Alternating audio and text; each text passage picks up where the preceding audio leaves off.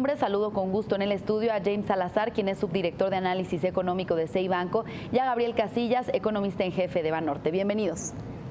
Buenas tardes. Buenas tardes. Pues bueno, primero me gustaría que pusieran sobre la mesa cómo está México en relación a estas grandes potencias emergentes, por decirlo así, en temas de comercio, en tema de crecimiento, también de pobreza, PIB per cápita. Si me permites empezar, gracias por la invitación, Susana. Mira, la verdad es que pues como que tenemos que separar mucho a México de los BRICS, y dentro de los BRICS hay que hacer una separación, porque como que China está fuera de los demás. Todos son economías no muy abiertas y son exportadoras, como tú sabes, de commodities, de materias primas. En cambio, China es un país manufacturero, es un país mucho más abierto. En ese sentido nos parecemos más en México. Pero yo creo que la gran diferencia entre México y los BRICS, para empezar a ver algunas similitudes, es que en México somos una verdadera economía de mercado.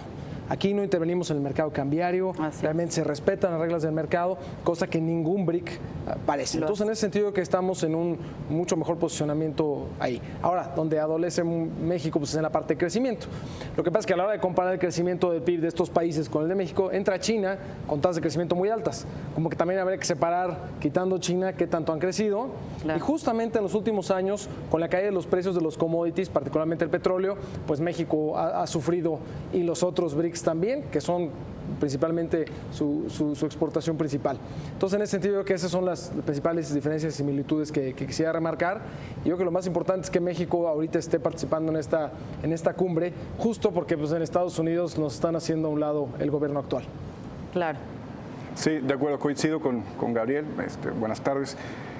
Aquí quizá convendría también hacer un poquito de antecedente. O sea, si México no pertenece a los BRICS como tal, en el acrónimo es básicamente por la definición, porque en su momento, cuando se originó el concepto, el economista en jefe de Goldman Sachs, lo único que dijo, bueno, vamos a tomar las economías en desarrollo que están en el top 15, pero que no pertenezcan a la OCDE. Entonces México, como ya pertenece a la OCDE, pues quedó fuera. Pero en sentido estricto, compartimos los requisitos que en principio reúnen estos países para pertenecer al bloque. O sea, somos una economía con una extensión territorial grande, con una población significativa. En términos de pobreza coincidimos, o sea, tenemos los 4 países tenemos, bueno, los 5 incluyendo a Sudáfrica junto con México tienen casi los mismos problemas en términos sociales. Entonces sí hay algunas similitudes en ese sentido.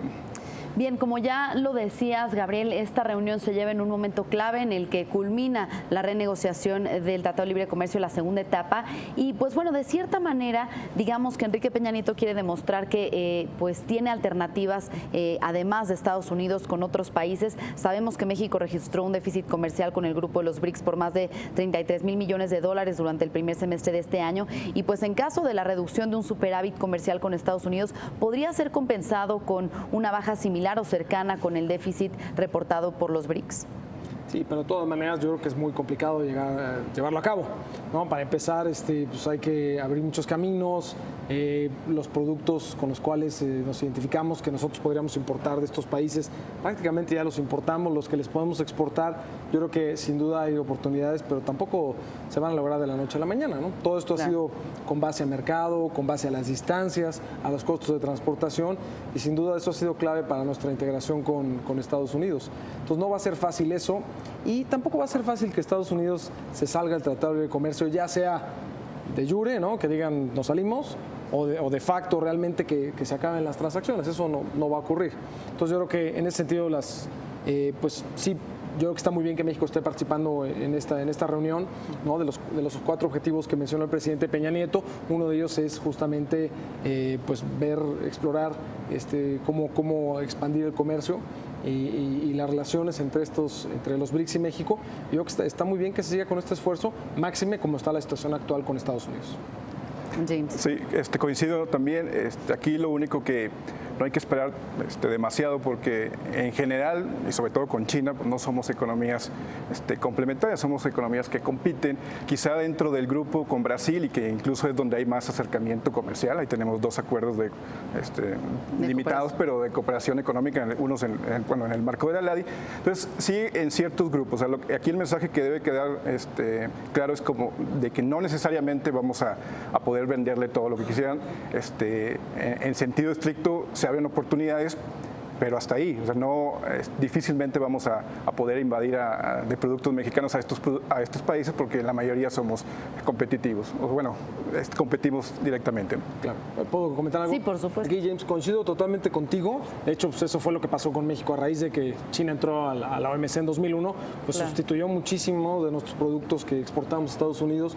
Nos ganaron por varios años, inclusive, pues la participación de importaciones de Estados Unidos, ¿no? Más de China, menos de México. Pero yo creo que eso puede llegar a cambiar, ¿no? Digo, estamos lejos, pero recordemos que China está haciendo este cambio, este paso de la muerte, de ser un país manufacturero exportador, un país consumidor. Entonces, tal vez en ese sentido, pues al final del día, siendo un país más consumidor, podamos exportarle más bienes a China. Entonces, esto nada más lo dejo, así que podría cambiar. Precisamente es lo que les quería preguntar. Creo que hay mayores oportunidades con China, ¿no? En esta transición que vemos. Gabriel, ¿cuáles son las oportunidades y los retos en esta relación comercial entre México y China en vías de un tratado de libre comercio, de un acuerdo de cooperación económica en esta visita y en un momento clave de la historia de México y el comercio? Claro, yo creo que las oportunidades son infinitas, muy altas, sobre todo porque los sueldos en China no son lo que eran antes. Antes había una fila de infinita prácticamente personas queriendo trabajar 24 horas al día, 7 días a la semana por prácticamente un plato de arroz y ya no. Y tampoco hacen las baratijas que luego venden en el centro de nuestra ciudad, sino ya también hacen cosas mucho más especializadas. Los sueldos en 2002, manufactureros promedio entre China y México, había un diferencial de 240%. ¿no? Los de China por abajo de México. Hoy por hoy están por arriba, depende de las estimaciones, 20-30%. Entonces, en ese sentido, pues ya el poder adquisitivo de los chinos se ha incrementado de manera significativa. Entonces, podemos sin duda enviarles manufacturas, que es lo que nos especializamos nosotros, que ya no son tan competitivos. Podemos enviar muchos productos agropecuarios, ¿no? Sobre todo recordemos que allá consumen pues muchísimo arroz, muchísima carne de puerco y bueno, yo creo que posibilidades también en la parte de servicios muy, muy importantes, porque ellos apenas se están integrando a la parte de mercado y en México tenemos muchos años ya en una economía de mercado donde podemos dar consultoría y otro tipo de cosas. Sí, de acuerdo.